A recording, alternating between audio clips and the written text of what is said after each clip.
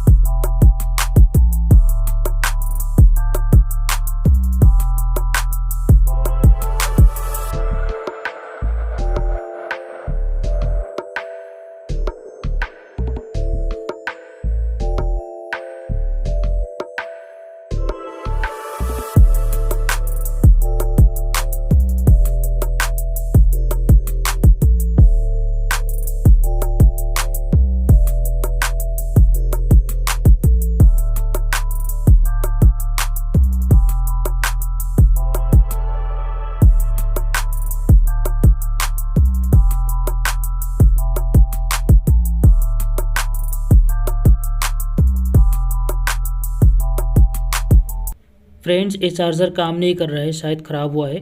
कोई बात नहीं, अब हम इसको रिप्लेस करेंगे, बैटरी लगाएंगे, बैटरी से पावर सप्लाई देंगे।